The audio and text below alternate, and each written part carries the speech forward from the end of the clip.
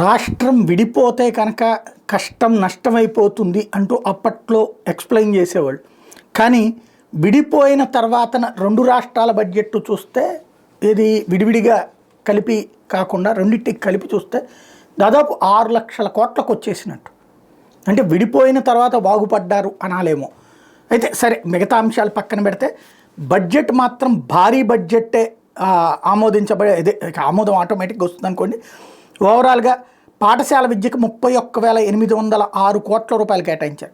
BC వెల్ఫేర్కి 23,260 కోట్లు, వైద్య ఆరోగ్య శాఖకి 19,260 కోట్లు, పంచాయతీరాజ్ గ్రామీణాభివృద్ధికి 18,848 కోట్లు, జలవనరుల అభివృద్ధికి 18,020 కోట్లు, మున్సిపల్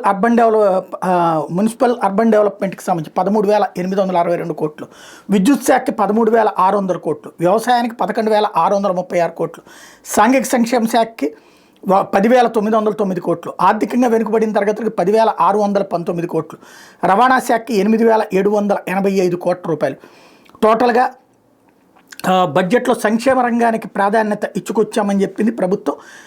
అన్నదాత సుఖీభావ కింద రైతుకి 20,000 రూపాయలు ఇచ్చేలా కేటాయిస్తున్నామని, తల్లికి వందనం కింద కుటుంబంలో చదువుకునే ప్రతి విద్యార్థికి 15,000 ఇస్తున్నామని, ప్రభుత్వ ప్రైవేట్ స్కూళ్ళలో చదివే విద్యార్థులందరికీ కూడా తల్లికి వందనం వర్తిస్తామని ప్రకటించింది. 1 నుంచి 12 తరగతుల విద్యార్థులకి తల్లికి వందనం అంటే ఇంటర్మీడియట్ దాకా కూడా స్కీమ్ వర్తిస్తుందని, విద్యార్థుల తల్లుల ఖాతాలో తల్లికి వందనం డబ్బులు జమ చేస్తామని ప్రకటించింది.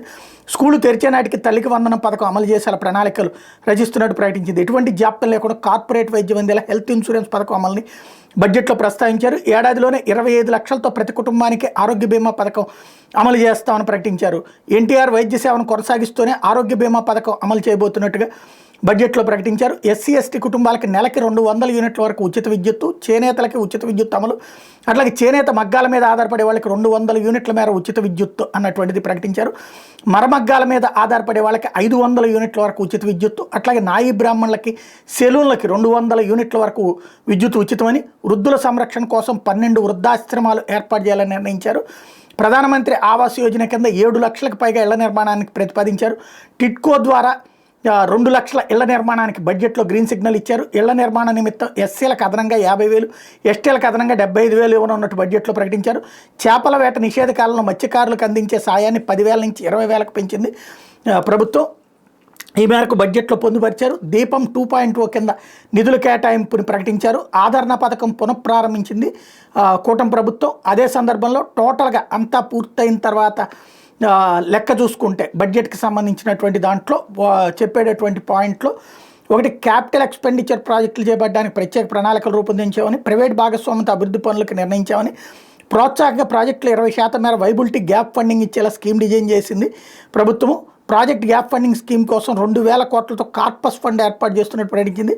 తెలుగు భాష అభివృద్ధికి 10 కోట్ల రూపాయలు కేటాయించింది. తొలిసారిగా తెలుగు భాషకి నిధులను కేటాయిస్తూ నిర్ణయం తీసుకుంది. అలాగే నవోదయ 2.0 స్కీమ్ కింద మద్యపాన మాదక ద్రవ్యాల వ్యతిరేక ప్రచారం కోసం నిధులు కేటాయించింది. మద్యంపై వచ్చే ఆదాయమే ధ్యేయంగా గతంలో వ్యవహరించారని, ఇప్పుడు తాము అట్లా కాదన్నటువంటి కోణాన్ని ప్రొజెక్ట్ చేసుకొచ్చింది. రాష్ట్రంలో 50% పచ్చదనం పెంచేలా చర్యలు తీసుకుంటున్నట్టు ప్రకటించింది.